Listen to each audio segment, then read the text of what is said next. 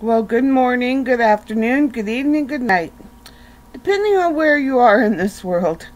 God bless you. This is Gloria White, coming to you from Utah, USA. I went to bed early. I was just felt so exhausted, and then I just woke up, and it's like 4 something in the morning. Took Annie out to potty, and I just came back, and I went, okay, let's do our videos. Let's read our Bible. And this is a good thing. So now we're going to be in the book of Sirach in the Complete Apocrypha. And we're going to be in chapter 23.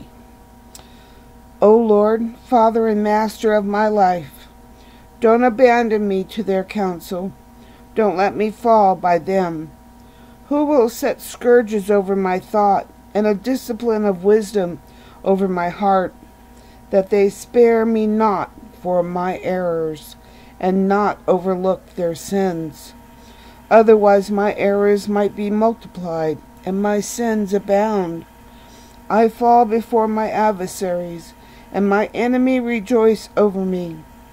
O Lord, Father and God of my life, don't give me haughty eyes, and turn away evil desire from me.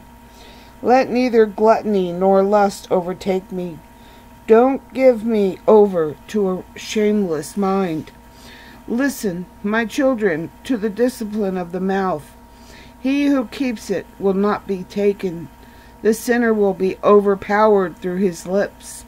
By them the insulter and the arrogant will stumble. Don't accustom your mouth to an oath, and don't be accustomed to naming the Holy One. For as a servant who is continually scourged will not lack a bruise, so he also who swears and continually utters the name will not be cleansed from sin. A man of many oaths will be filled with iniquity. The scourge will not depart from his house. If he offends, his sin will be upon him. His sin will be upon him. If he disregards it, he has sinned doubly. If he has sworn in vain, he will not be justified, for his house will be filled with calamities. There is a manner of speech that is clothed with death. Let it not be found in the heritage of Jacob. For all these things will be far from the godly, and they will not wallow in sins. Don't accustom your mouth to gross rudeness, for it involves sinful speech. Remember your father and your mother, for you sit in the midst of great men, that you be not forgetful before them, and become a fool by your custom, so you may wish that you had not been born.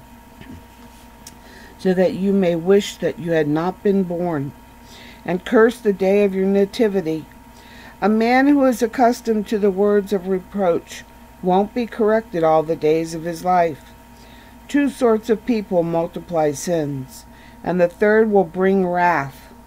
A hot mind, as a burning fire, will not be quenched until it is consumed. A fornicator in the body of his flesh, will never cease until he has burned out the fire. All bread is sweet to a fornicator. He will not cease until he dies. A man who goes astray from his own bed says in his heart, who sees me? Darkness is all around me, and the walls hide me. No one sees me. Of whom am I afraid? The Most High will not remember my sins. The eyes of men are his terror. He doesn't know that the eyes of the Lord are 10,000 times brighter than the sun, seeing all the ways of men and looking into secret places. All things were known to him before they were created, and also after they were completed. This man will be punished in the streets of the city. He will be seized where he least expects it. So also is a wife who leaves her husband and brings in an heir by a stranger. For first she was disobedient in the law of the Most High. Second, she trespassed against her own husband. Third, she played the adulteress in whoredom and brought in children by a stranger. She will be brought out into the congregation. Her punishment will extend to her children. Her children will not take root. Her branches will bear no fruit. She will leave her memory for a curse. Her reproach won't be blotted out. And those who are left behind will know that there is nothing better than the fear of the Lord, and nothing sweeter than to heed the commandments of the Lord. And that concludes chapter 23. God willing, tomorrow we'll read chapter 24 in the book of Sirach in the complete Apocrypha. And as always, I love you.